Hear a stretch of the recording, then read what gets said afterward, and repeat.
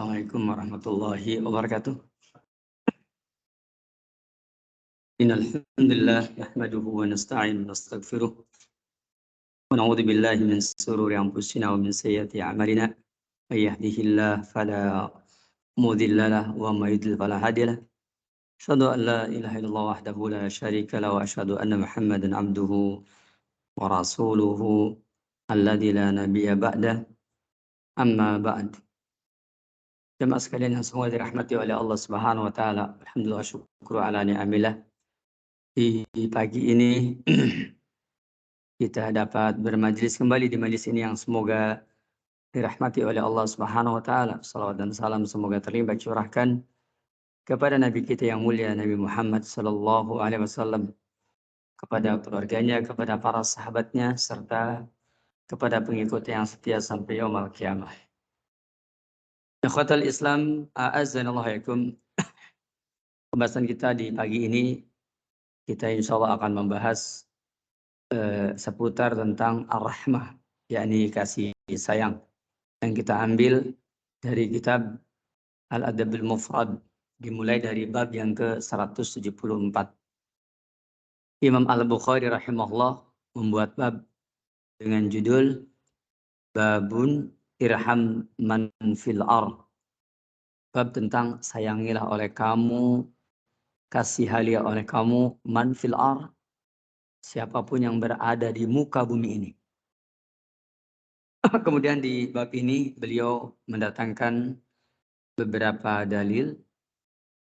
Yang pertama yaitu hadis dari Umar bin Khattab radhiyallahu anhu.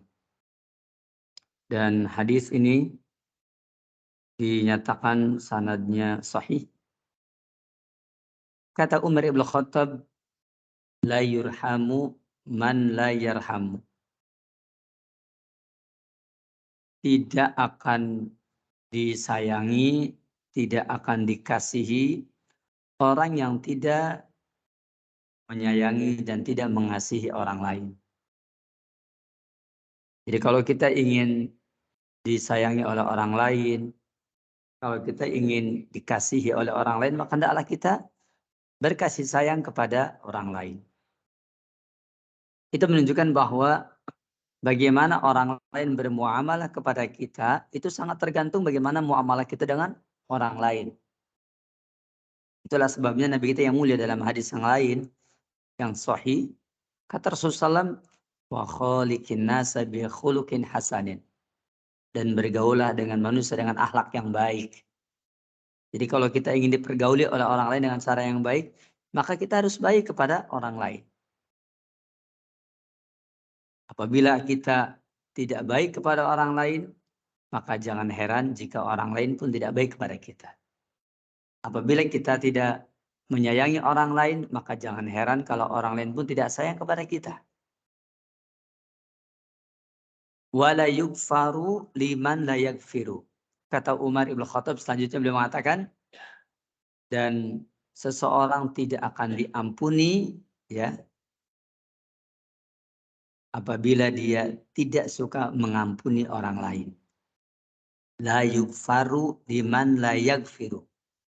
Tidak diampuni bagi orang yang tidak suka mengampuni orang lain. Apabila ada orang berbuat salah kepada kita, maka hendaklah kita mengampuninya, memaafkannya. Wala yutabu ala man la yatub. Begitu pula tidak akan diterima tobat orang yang tidak pernah mau bertobat. Syekh Shalih bin Fauzan bin Abdul Fauzan beliau menjelaskan di dalam kitab beliau, kitab tauhidnya, bahwa orang munafik itu tidak diterima tobatnya. Kenapa? Karena orang munafik tidak mau bertobat. Artinya kalau dia mau bertobat, maka dia akan diterima. Dan apa atau bagaimana tata cara tobatnya orang munafik? Jawabnya, tobatnya orang munafik itu adalah dengan mengikhlaskan hatinya, mengikhlaskan dirinya kepada Allah Subhanahu wa taala. Karena orang-orang munafik itu adalah orang-orang yang problemnya, masalahnya ada pada hatinya. Maka bertobatnya mereka adalah dengan cara apa? Mengikhlaskan hatinya hanya untuk Allah, mengikhlaskan niatnya hanya untuk Allah, memurnikan hatinya hanya untuk Allah Subhanahu wa taala. Begitu pula wala yuwaqqa man la yatawaqqa, yakni tidak akan dijaga orang yang tidak suka menjaga orang lain. Ala kulli hal, jemaah sekalian yang semoga dirahmati oleh Allah Subhanahu wa taala. Ini adalah poin yang pertama dari perkataan Umar Ibn Khattab radhiyallahu anhu. Dan perkataan ini sangat jelas sekali memberikan pelajaran yang berharga bagi kita semua bahwa kalau ingin disayangi oleh orang lain, hendaklah kita menyayangi orang lain. Kalau ingin diampuni, maka hendaklah dia suka mengampuni orang lain. Kalau ingin diterima tobatnya, maka hendaklah dia yakni bertaubat. Kalau ingin dijaga, maka hendaklah dia menjaga dan seterusnya. Barakallahu fikum. Sedikit mungkin saya berpindah haluan. Begitu pula seorang suami, ya, seorang suami jangan berharap ya dia bisa membahagiakan, jangan berharap dia ingin dibahagiakan oleh istrinya kalau suami tersebut tidak suka berpikir bagaimana cara membahagiakan istrinya. Begitu pula seorang suami tidak akan bisa dihormati oleh istrinya apabila seorang suami juga tidak berupaya untuk menghormati istrinya. Karena tidak sedikit para suami yang juga tidak menghormati istrinya sehingga dia pun tidak dihormati oleh istrinya. Tidak dibahagiakan oleh istrinya karena dia pun tidak pernah berpikir bagaimana cara membahagiakan istrinya. Selanjutnya, dalil yang kedua, dan hadis ini adalah hadis yang sahih, diriwayatkan pula oleh Imam Ahmad dalam musnadnya, Imam Al-Hakim dalam kitab Mustadrak, dan disahihkan oleh Imam Al-Albani rahimahullah ta'ala. Maka hadis yang kedua yaitu yang diriwayatkan dari Muawiyah bin Qurrah, dari bapaknya, dari Qurrah. Kata Qurrah, qala rajulun, ada seorang laki-laki berkata, ya Rasulullah, wahai Rasulullah, inni la adbahus sat fa arhamuha. Aku menyembelih seekor kambing, lalu aku pun bersikap lembut kepadanya. Aku pun bersikap sayang kepadanya. Dia mengatakan, inilah arhamu syat an adbaha. Qala kata Rasul, wasyat in rahimtaha rahimakallah. Ya, wasyat in rahimtaha rahimakallah. Ini diucapkan 2 kali oleh Rasulullah. Apa kata Rasulullah? Rasul bersabda bahwa kambing itu apabila kamu ya bersikap lembut kepadanya, rahimakallah, pasti Allah akan menyayangi kamu. Ya, termasuk ketika engkau menyembelihnya. Ketika engkau menyembelihnya dengan cara yang baik, maka Allah pun akan bersikap baik padamu. Mungkin sebagian dari kita meremehkan bagaimana sikap kita kepada binatang. Makanya Imam Abu Dawud dalam kitab sunannya ada bab arif bil hayawan. Yakni arif bil hayawan, itu bab lembut bersikap baik kepada hewan. Dan para ulama kita ketika berbicara tentang yakni kata-kata rahmat, ya, itu perkataan rahmat, maka apa yang diterangkan di dalam kitab tersebut, maka dijelaskan bahwa sesungguhnya yang namanya rahmat, yang namanya kasih sayang itu yakni berada pada 3 keadaan. Arifku dalam bahasa Arab itu berputar pada 3 makna. Apa itu? Pertama, riqqatun nafsi, yaitu lembutnya hati. Yang keduanya yaitu at-ta'atuf.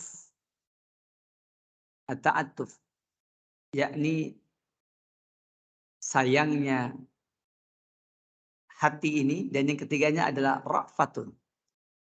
Jadi riqqatun, kemudian ta'attufun, dan yang ketiga adalah ra'fatun.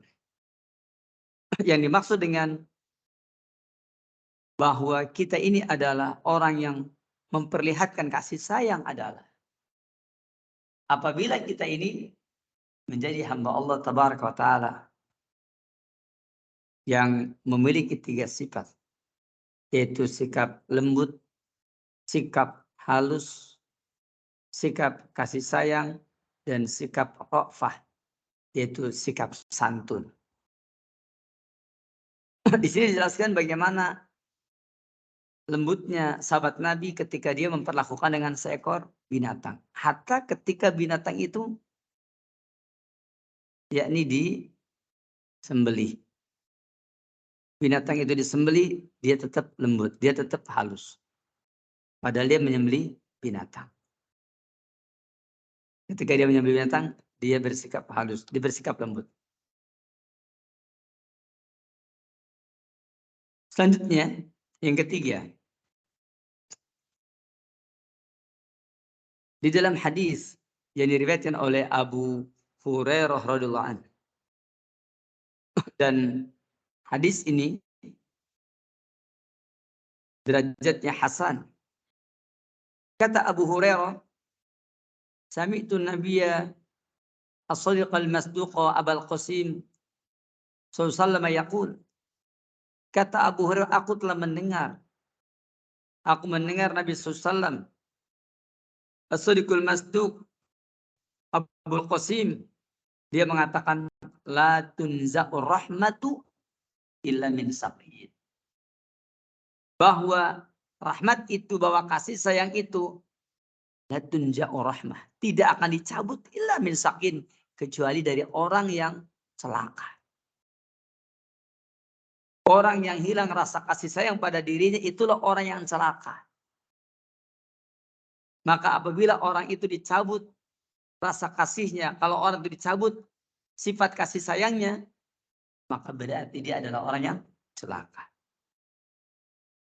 Itulah sebabnya jemaah sekalian, kenapa di dalam hadis ini yakni adanya anjuran al-has ala syafaqah wa rahmah ala kafati dawil akbad ar-ratbah, bahwa kita dituntut untuk menjadi orang yang memiliki kasih sayang, rasa belas kasihan kepada semua yang hidup, kepada semua yang hidup, kepada semua yang bernyawa.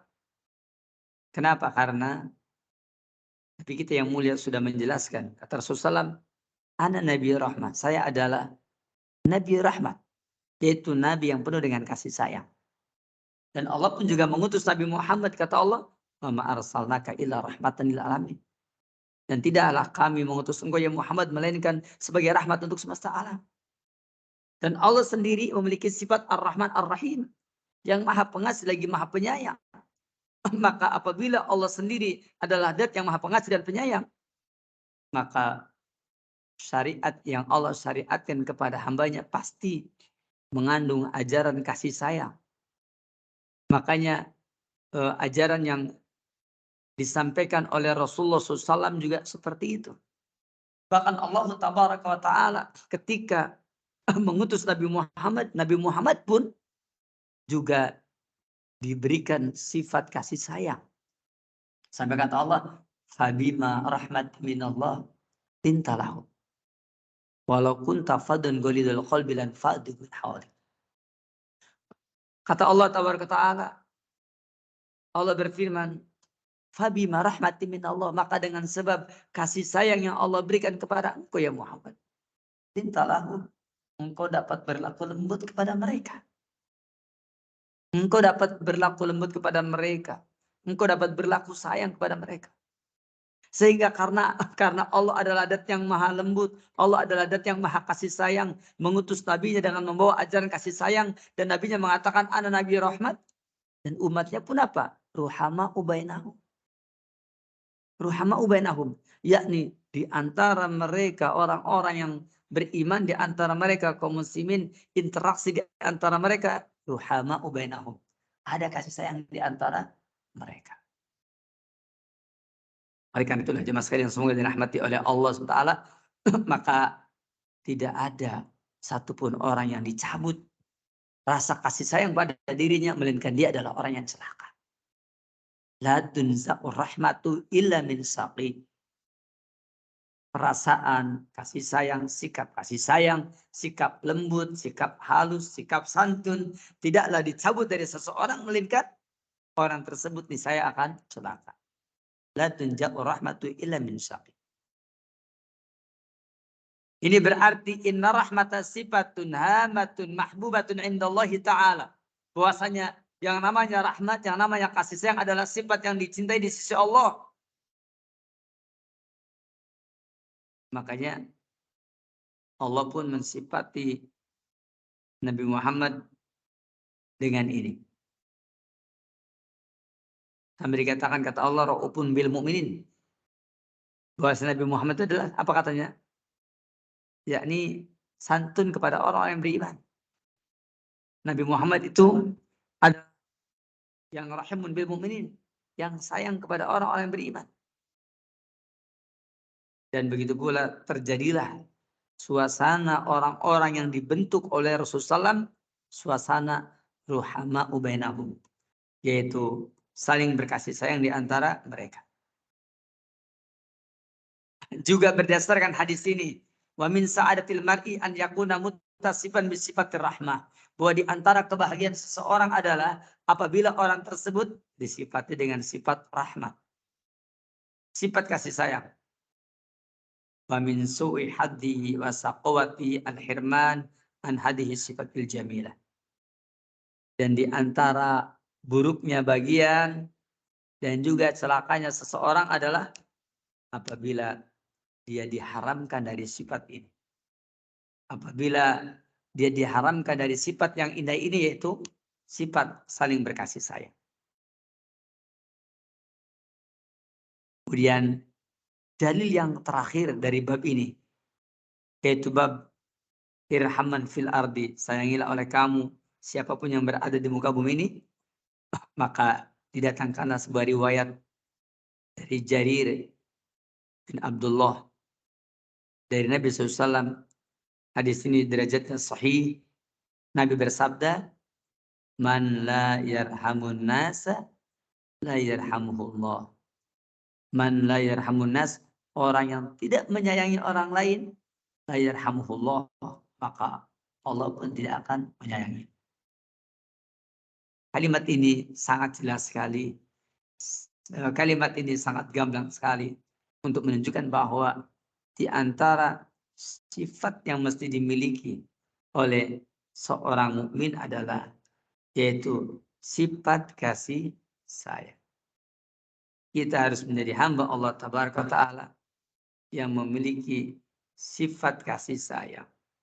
Siapa di antara kita yang memiliki sifat kasih sayang, maka ini adalah orang yang sangat berbahagia sekali. Selanjutnya jemaah sekalian yang semoga dirahmati oleh Allah SWT. Kemudian setelah itu, Imam Bukhari mendatangkan bab-bab yang lain. Di antaranya babur rahmatil iyal, bab menyayangi keluarga. Di sini didatangkan yakni sebuah hadis yang diriwayatkan oleh Imam Bukhari dalam kitab Al-Adabul Mufrad, dan juga hadis ini terdapat di dalam kitab Sahih Muslim. Diterangkan oleh Anas bin Malik radhiyallahu anhu, karena Nabi SAW arhaman nas bil iyal, bahwa Nabi SAW adalah orang yang paling menyayangi keluarganya. Masya Allah. Nabi Muhammad adalah orang yang paling menyayangi keluarganya. Maka dengan apa yang diterangkan oleh Anas bin Malik ini menunjukkan bahwa sesuatu yang sangat tidak heran apabila yakni Nabi Muhammad SAW sangat menyayangi keluarganya. Karena memang beliau memiliki sifat penyayang. Begitu pula Imam Bukhari mendatangkan bab berikutnya, yaitu bab rahmatil bahaim, bab tentang bagaimana menyayangi hewan. Dan tadi sudah kita bahas, yakni di antara dalil mengenai menyayangi hewan. Bahkan kita mungkin masih ingat dengan kisah seorang pelacur, yang seorang pelacur tersebut dalam keadaan kehausan, kemudian dia pun akhirnya turun ke sebuah sumur dan meminumnya. Dan setelah itu begitu dia naik ke atas, dia melihat ada seekor anjing. Yang anjing tersebut dalam keadaan kehausan. Maka kata dia, ternyata anjing ini telah sampai kepada seperti yang aku alami, yaitu kehausan yang luar biasa. Maka dia pun turun, kemudian mengambil air dengan khufnya, dengan sepatunya. Kemudian dia gigit dengan giginya. Kemudian dia naik ke atas dan dia berikan minum. Kemudian Allah tabaraka wa ta'ala bersyukur kepada dia dan Allah pun mengampuni dia. Fasaqarallahu lahu faghafaralahu. Masya Allah. Allah Subhanahu wa taala bersyukur kepada orang tersebut, lalu Allah ampuni dia meskipun dia adalah seorang pelacur. Ini adalah pada bab yang ke-176, bab rahmatil bahaim, bab berkasih sayang dengan hewan. Kemudian selanjutnya yaitu bab yang ke-177 yaitu babu akhdil bid minal humarah, yakni bab tentang mengambil telur dari seekor burung. Al-humarah adalah nama burung yang kecil seperti burung kumri, seperti burung cicit. Nabi kita yang mulia, Nabi SAW, sebagaimana diterangkan oleh Abdullah bin Mas'ud, bahwa pernah Nabi Muhammad SAW singgah pada satu waktu, lalu dia melihat ada orang yang mengambil telur dari seekor burung. Maka ketika itu apa? Ketika itu burung tersebut, ya ini induknya datang kepada Nabi, bahkan hinggap di kepala Nabi SAW. Maka kata Nabi, siapa yang mengambil telur burung ini? Burung ini kehilangannya. Maka kemudian Nabi SAW bersabda, urdud, ya, kembalikanlah oleh kamu telur itu rahmatan laha, sebagai tanda kasih sayang kamu kepada seekor burung tadi. Masya Allah. Seekor burung kehilangan telur dari sarangnya, diambil oleh salah seorang sahabat Nabi. Kemudian burung tersebut hinggap di atas kepala Rasulullah SAW dan dia mencari-cari telur tersebut. Kata Rasul, siapa yang telah mengambil telur burung ini, maka kemudian kembalikanlah. Urdud rahmatan laha. Kembalikanlah. Dan begitu pula di dalam bab yang ke-178 juga sebagaimana kata Hisam bin Urwah, beliau mengatakan karena Ibnu Zubair di Makkah, adalah Ibnu Zubair ketika berada di Mekah, wa ashabu sallallahu yahmiluna tayra fil aqfas, dan para sahabat Nabi mereka membawa burung berikut dengan akfas, berikut dengan sarangnya. Bukan burungnya saja, sarangnya yang di sana ada telurnya, sarangnya yang di sana ada anak-anaknya. Maka dari penjelasan ini semua menunjukkan bahwa itulah makna wa ma arsalnaka illa rahmatan lil alamin, dan tidaklah kami utus engkau ya Muhammad melainkan sebagai rahmat semesta alam. Dan di bulan Ramadan ini kita semua tahu bahwa di antara keberkahan di bulan Ramadan adalah karena bulan Ramadan itu adalah bulan yang padanya yaitu tuftahu fi abwabur rahmah. Dibukakan padanya pintu-pintu rahmat. Maka apabila di bulan Ramadan dibukakan pintu rahmat, pintu kasih sayang, maka pembahasan kita di pagi ini sudah sesuai dengan keadaan kita di bulan Ramadan. Dan kita telah memperlihatkan kasih sayang kita di bulan Ramadan, yaitu dengan cara banyaknya memberikan pemberian kepada orang lain. Banyaknya memberikan perhatian kepada orang lain. Dan juga perkara-perkara yang lainnya yang berkenaan dengan ibadah di bulan Ramadan. Mudah-mudahan kita dapat mengambil manfaat. Mudah-mudahan kita dapat mengambil faedah dari apa yang tadi saya terangkan. Wassallallahu ala nabiyina Muhammadin wa ala alihi wa sahbihi ajma'in. Akhir da'wana alhamdulillahirabbil alamin. Dipersilakan barangkali ada pertanyaan.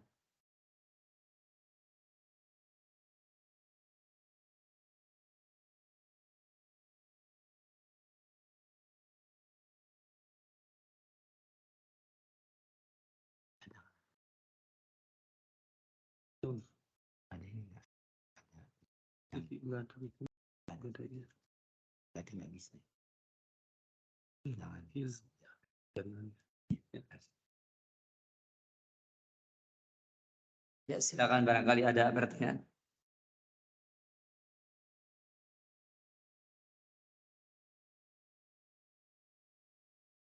Waalaikumsalam warahmatullahi wabarakatuh.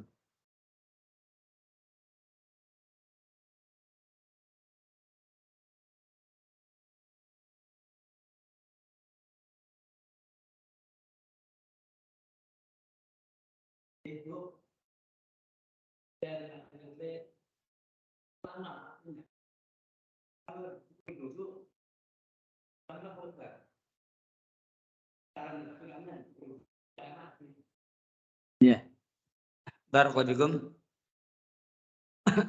Nabi kita yang mulia pernah bersabda, kata Rasulullah, ya, fa'idha dabahtum, apabila kalian menyembelih, ya,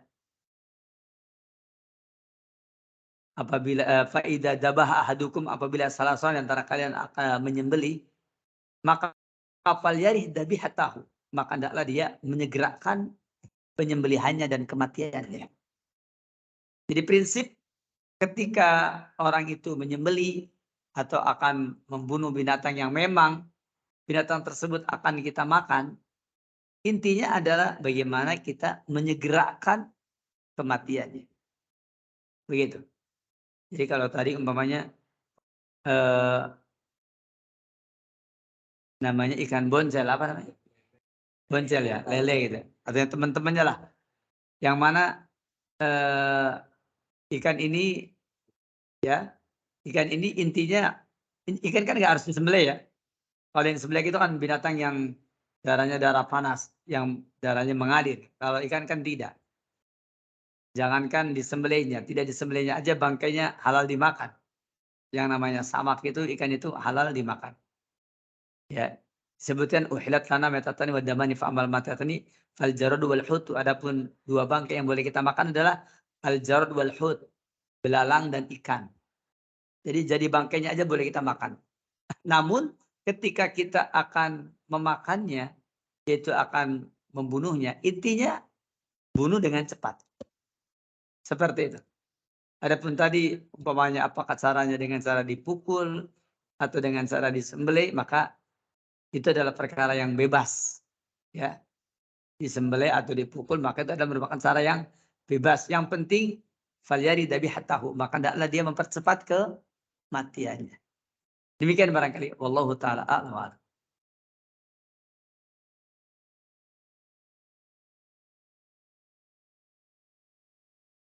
Iya. Adakan reward, dia akan berikan infak 2,5-nya. Diberikan kepada fakir miskin dan seterusnya, tapi termasuk diberikan kepada yang menjadi tanggung jawabnya, istri, anak, dan orang tuanya. Kira-kira gimana?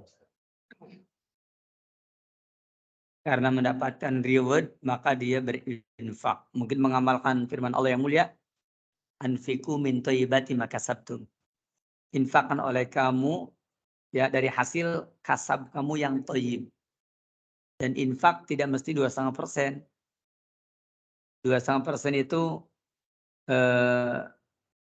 bukan ukuran. Infak itu semuanya boleh, separuhnya boleh. Sedikit boleh. Besar sedikitnya tergantung keimanan dan keikhlasan. Adapun 2,5% itu bukan aturan, tapi itu mah keinginan. Kalau umpamanya kita memberikan infak kita, yakni sedekah kita, ketahuilah bahwa kita harus bisa membedakan antara mantaul dengan laisa miman taul. Orang yang berada dalam tanggungan kamu dan orang yang tidak dalam tanggungan kamu. Maka orang yang terkait dengan dalam tanggungan kamu, maka itu namanya nafkah. Nafkah. Ya, anak kita, orang tua kita, itu dalam nafkah kita. Maka yang seperti ini tidak dibahas bab yang terkait dengan zakat, tidak dibahas bab yang terkait dengan sedekah kepada mereka, tetapi yang dibahas adalah nafkah untuk mereka. Adapun terkait dengan pemberian, dengan ibadah dan seterusnya, maka itu diatur dengan prinsip bahwa apabila hibah itu adalah merupakan perkara yang sangat penting, maka mesti disamakan. Adapun kalau tidak penting, maka sesuai dengan kebutuhan. Adapun untuk orang lain, maka disedekahkan. Adapun kalau kepada orang kaya, maka dihadiahkan. Adapun infak dalam pengertian dia merupakan bagian sebagaimana zakat, maka tidak boleh berinfak, ya, berzakat maksudnya kepada orang yang berada dalam tanggungan kita. Karena mereka bukan orang yang harus dizakati, tetapi orang yang harus kita penuhi nafkahnya. Demikian Allah Ta'ala a'lam.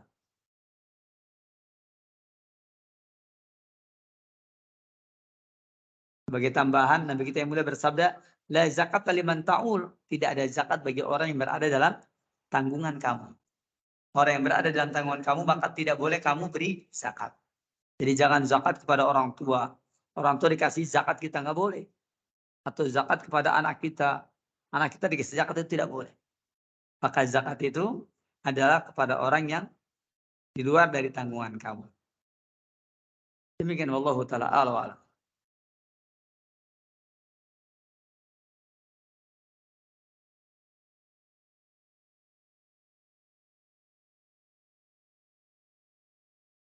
Ya, silakan.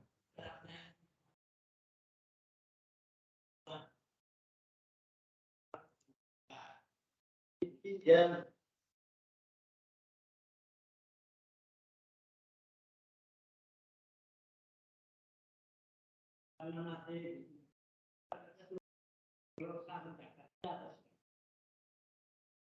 Ya, itu namanya zakat piutang. Adakah zakat piutang? Jawabnya, para ulama kita dalam persoalan zakat piutang hanya dihitung bagi piutang yang diharapkan kembali. Piutang yang diharapkan kembali pada tahun itu, maka silakan dihitung. Dari zakatul mal, zakat harta, atau zakatul kanji, zakat harta simpanan. Adapun kalau dia tidak diharap kembali, apalagi tidak jelas kembali, apalagi tak kembali-kembali, maka yang demikian tentu saja tidak dikeluarkan zakatnya. Demikian wallahu ta'ala a'lam.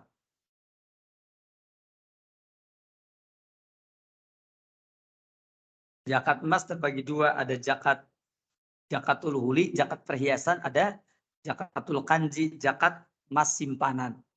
Adapun zakat emas simpanan, maka nisabnya seukuran dengan 85 gram emas kurang lebih. Emas simpanan adalah emas yang disimpan dan nggak pernah dipakai. Adapun emas zakatul huli, zakat perhiasan adalah zakat yang dipakai. Ibu-ibu pernah protes kepada saya, Ustaz, dipakainya sekali-kali Ustaz. Saya jawab, sekali-kali pun dipakai. Ya, kan ada yang begitu ya, mungkin dia kaya raya mungkin. Jadi masa banyak mungkin, ada 20 mungkin. Kadang-kadang pakai ini nih, kali ini. Tapi semuanya memang untuk dipakai, itu namanya zakatul huli. Kalau zakatul huli tidak pakai nisab. Kita membeli umpamanya 10 gram, apakah keluar zakatnya? Keluar. Berapa keluar zakatnya? 2,5%. Ya, satu kali saja. Dan dia keluarkan sebelum dia memakainya. Keluarkan dulu baru dia memakainya. Ya. Nanti kalau emasnya dijual, terus setelah dijual kapan-kapan beli lagi.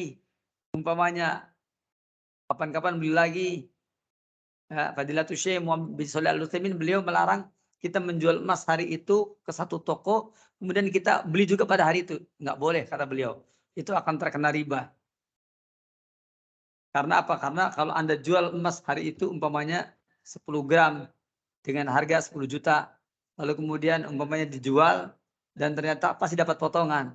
Kalau hari itu Anda beli lagi 10 gram, pertanyaannya pasti nambah apa tidak? Pasti nambah apa tidak? Itulah sebabnya kata beliau tidak boleh menjual emas pada hari itu, kemudian kamu membelinya pada hari itu. Itu yang difatwakan oleh Fadilatul Syekh Muhammad sallallahu alaihi wasallam. Jadi kalau antum mau beli, hari itu antum jual, belinya besok lagi. Gitu. Nah, andai kata uang kita punya emas 10 gram yang punya istri kita jual umpamanya. Besoknya lagi kita beli lagi 10 gram yang lain modelnya umpamanya. Maka beli yang baru ini zakat lagi. Kenapa? Karena zakatul huli perhiasan yang baru ya zakat lagi. Salah sendiri kenapa beli lagi emas yang baru. Kalau nggak mau zakat ya jangan beli emas yang baru itu. Itu namanya zakatul huli. Walaupun ulama berselisih paham tentang ada tidaknya zakatul huli, namun al-ahwat kata para ulama, yakni tukhraju zakatul huli. Dikeluarkan zakat huli, zakat emas. Demikian Allah Ta'ala a'lam. Adapun tabungan, maka itu kiasan kepada dinar dan dirham. Adapun dirham itu tidak stabil, adapun dinar stabil. Makanya para ulama, karena yang stabil itu adalah dinar, dia itu mata uang yang terbuat dari emas, dan ini stabil, makanya nisab uang yang ditabungkan selama 1 tahun itu, yakni apabila mencapai nisab sebesar 85 gram emas. Kalau 1 gramnya umpamanya 1 juta, berarti 85 juta. Jadi kalau tabungan kita itu isinya 85 juta, maka umpamanya awal tahun kita nabung 10 juta, akhir tahun 85 juta, maka dikeluarkan zakatnya. Ada orang yang pusing hitungnya, kenapa? Awal tahunnya 100 juta, akhir tahunnya katanya kurang dari 100 juta. Dia tanya, yang dihitung itu 100 jutanya apa yang akhir tahun? Saya jawab, yang akhir tahun aja. Akhir tahun aja, gak usah mikirin awal. Apalagi memikirkan fluktuasi perkembangan tabungan, itu capek. Dan nggak disyaratkan begitu. Karena Pak, innamal a'malu bikhawatimiha. Amal itu tergantung ujungnya. Yang zakat juga sama.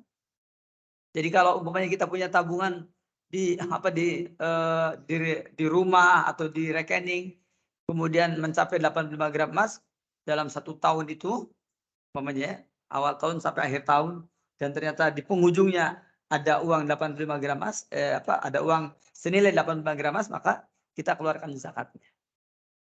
Adapun kalau umpamanya uang itu adalah uang orang lain, ya tentu saja tidak keluar zakatnya, orang lain yang mengeluarkan zakatnya. Umpamanya ini EKM umpamanya ya, nyimpen uang masjid itu kan bukan punya kita. Itu punya masjid. Kalau punya masjid tidak keluar zakat. Kenapa tidak keluar zakat? Karena dulu Khalid bin Walid, beliau pernah menjual berdagang kulit, berdagang baju besi, baju perang. Ketika dagang baju perang, maka dia ditagih zakatnya oleh Umar. Ternyata Khalid bin Walid nggak mau bayar zakat. Heran Umar itu. Akhirnya diadukan kepada Rasulullah, kata Rasulullah, bagaimana mungkin Khalid bin Walid itu dikeluarkan zakatnya? Orang dia itu dagang dia itu bikin baju perang itu untuk tentara, dan yang dijual pun juga untuk peperangan. Itu menunjukkan bahwasanya uang yang milik umat,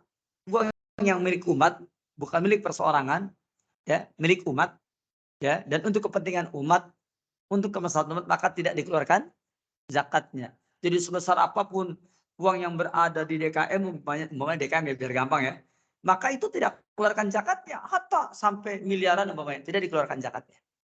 Karena itu bukan milik perseorangan. Tapi milik perseorangan apabila disimpan selama 1 tahun, ya, atau dalam perjalanan 1 tahun dia menyimpan uang, maka ketika uangnya yakni senilai 85 gram emas minimal, maka dikeluarkan zakatnya. Demikian Allah Ta'ala a'lam.